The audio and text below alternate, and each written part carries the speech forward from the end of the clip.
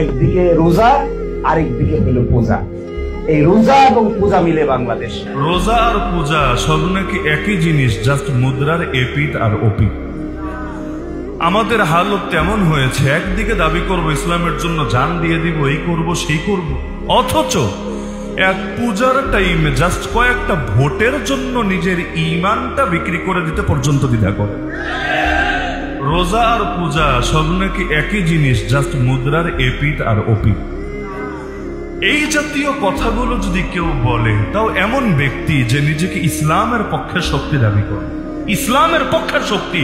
আরে কেউ যদি নিজেকে ইসলামের পক্ষের শক্তি দাবি করে, সে হুজুর হোক আর সাধারণ মানুষ হোক, তখন কিন্তু তার কথা আর অন্যদের কথা সমান থাকে না, বরং তার প্রতিটা কথা মূলত ইসলামের পক্ষেই প্রতিনিধিত্ব করে। তা আপনার ভোট দরকার, ভালো কথা, কিন্তু এই ভোট যদি আপনার এতই দরকার হয়, প্রয়োজনে থালাবাটি নিয়ে রাস্তার পাশে বসে পড়েন না, মানুষের হাত জোর করে মানুষের কাছে ভিক্ষা চান না, কিন্তু ইসলামের নাম লাগিয়ে যখন আপনি ইসলামের রূপটাকে বিকৃত করবেন, আল্লাহর জমিন আল্লাহর সঙ্গে শিরিক হবে, এতে কোনো কষ্ট তো পাবেনই না, এতে আপনার দিলে ব্যথা তো লাগবেই না, এতে মানুষগুলোর হেদায়েতের জন্য কোনো ফিকির বা দোয়া তো করবেনই না। উল্টো তাদের সেই শিরিককে স্বীকৃতি দিয়ে নিজের নামটাও জাহান্নামীদের তালিকা অন্তর্ভুক্ত করবেন। এটা যদি ভণ্ডামি না হয়, ভণ্ডামি কাকে বলে? তো নিজের ঈমানকে বিক্রি করে কোন দেশের কিসের ইসলাম আপনি কায়েম করবেন? আগে তো ভাই, আর ইসলাম কায়েমের ঠিকাদারি তো আমাদের নাই। আমরা সবাই যদি এখানে শহীদ হয়ে যাই আল্লাহর জমিনে, এক সেকেন্ডের জন্য ইসলামকে বিজয়ী না করে যেতে পারি, তো কি লস হবে বলেন না? কি লস হবে? কিয়ামতের দিন আল্লাহ ধরে এই বিরুলিয়ার সমস্ত আলেম আর ইমামদেরকে এজন্য জাহান্নামে ফেলবে যে কিরে বান্দা, তুই ইসলাম কায়েম করলি না কেন? এই প্রশ্ন আল্লাহ করবে। আর কিয়ামতের প্রশ্ন তো স্পষ্ট, প্রশ্ন ফাঁস করে দিয়েছেন আল্লাহ। যেই প্রশ্নগুলোর জবাব দেওয়ার আগে কেউ একটা কদম সেই জায়গা থেকে সরতে পারবে না, ওই প্রশ্নের মধ্যে এমন করে প্রশ্ন পারলে আমাকে খুঁজে বের করে দেখান, সই হাদিস থেকে হোক, আসার ও সাহাবা থেকে হোক, যেখান থেকে পারেন, যে আল্লাহ প্রশ্ন করবে, বান্দা তুই ইসলামকে বিজয়ী করলি না কেন? এমন কোন প্রশ্ন আল্লাহ করবেন কাউকে? কারণ ইসলামকে বিজয়ী করার শক্তি তো নাই আমাদের, আমরা তো জাস্ট চেষ্টা করতে পারি, কিন্তু সব নিয়ন্ত্রণ কার হাতে? মক্কায় যেই সাহাবীরা শহীদ হয়ে গিয়েছে, মক্কায় যেই সাহাবীরা শহীদ হয়ে গিয়েছে, ইসলামকে বিজয়ী করে যেতে পারেন নাই, ইসলামের বিজয় দেখেও যেতে পারেন নাই, তাদের দাম কম না বেশি? সুমাইয়া রাদিয়াল্লাহু আনহা, তিনি ইসলামকে কয় ইঞ্চি মাটিতে বিজয়ী দেখে গিয়েছেন আমাকে বলেন পারলে? কিন্তু এই যে সুমাইয়া ইসলামকে বিজয়ী করে যেতে পারেন নাই, বিজয়ী দেখে যেতে পারেন নাই, এর জন্য আল্লাহর কাছে তার দাম কমে গেছে। আমাদের দায়িত্ব হলো সহি তরিকায় চেষ্টা করতে থাকা, সবাই মিলে চেষ্টা করার পরও একজনও যদি সফল না হই, আল্লাহ এর জন্য পাকড়াও করবে না।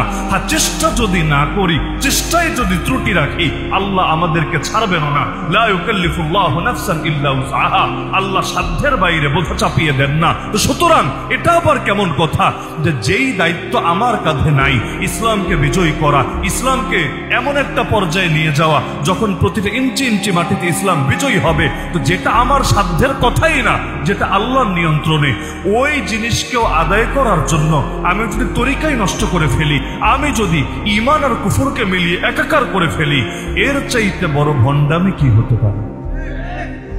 আবেদুল হারামাইন, হারামাইন শরীফাইনে বসে যিনি ইবাদত করছেন, সেই ফুজাইল বিন ইয়াজের কাছে কবিতা লিখলেন, কি বলে?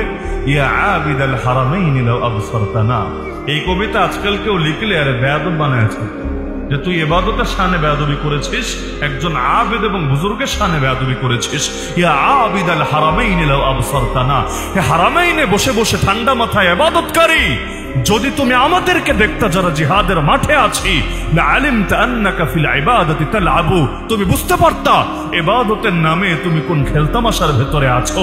মান কানা ইয়াখদিবু খাদ্দাহু বিদুমুইহি, আরে ওই ব্যক্তি যে নিজের গাল ভিজাও নিজের চোখের পানি দিয়ে, ফানুহুরুনা বিদিমাইনা তাতাখাদ্দাবু, শুনে রাখো আমাদের গর্দান আমাদের চোখের পানিতে ভেজে না, আমাদের গর্দান আমাদের রক্তে ভেসে ওঠে, আমাদের রক্তে সিঞ্চিত হয়ে ওঠে। তাহলে এই যে এক জিহাদ মাঠ আল্লাহ দিয়ে দিয়েছেন, কেন? আল্লাহকে চাইলে এগুলো ছাড়া ইসলামকে বিজয়ী করতে পারতেন না?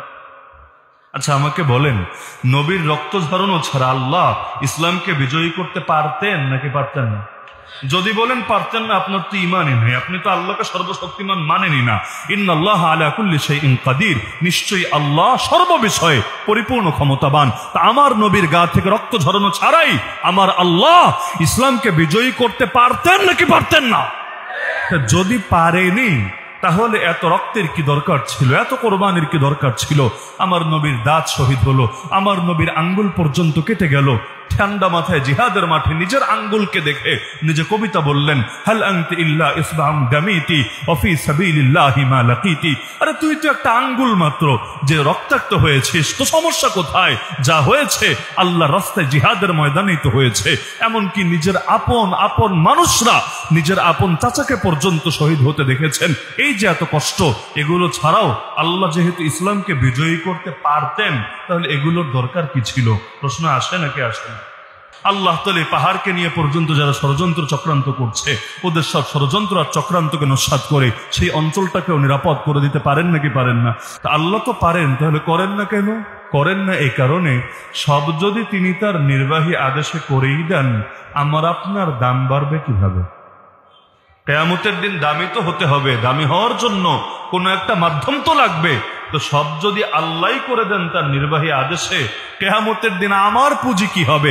আমি কি দেখাবো আল্লাহকে? আল্লাহ, এমন নামাজ তো পড়তে পারি নাই যে নামাজ তোমাকে দেখানোর মতো, এমন রোজা তো রাখতে পারি নাই যে রোজা তোমাকে দেখানোর মতো। কিন্তু আল্লাহ দেখো, দিনের জন্য আমার হাত কেটে 2 টুকরা হয়েছে, দিনের জন্য আমার গা থেকে রক্ত ঝরেছে। আরে দেখেন না, নবীর সাহাবীরা, নারী সাহাবী নিজের কোলের বাচ্চা পর্যন্ত নিয়ে হাজির হয়ে যায় নবীর কাছে।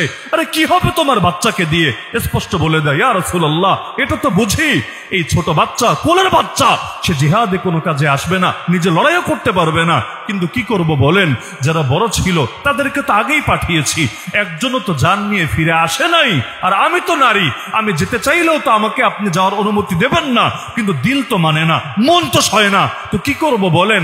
যা ছিল সেই পুঁজি নিয়ে হাজির হলাম। আপনার কোন সাহাবীর কোলে আমার বাচ্চাটাকে দিয়ে রাখেন না। জালেম যখন আপনার বুকে তীর মারবে, বর্ষা মারবে, আর কোনো কাজে না আসলেও এতটুকু কাজে আমার এই বাচ্চা তো আসতে পারবে। আপনার সেই সাহাবী আমার বাচ্চাটাকে আপনার বুকের সামনে ঢালের মতো পেতে ধরবে, জালেমের তীর বর্ষা এসে আমার বাচ্চার বুকটাকে ফরফর করে দিয়ে যাবে। কিন্তু আমার বাচ্চার প্রাণের বিনিময়ে হলেও আপনার প্রাণ তো সুরক্ষিত থাকবে। কাল কিয়ামতের দিন গর্ব করে বলতে তো পারবো, আল্লাহ, আমার সন্তান তার জান কোরবান করেছে তোমার নবীর হেফাজতের জন্য।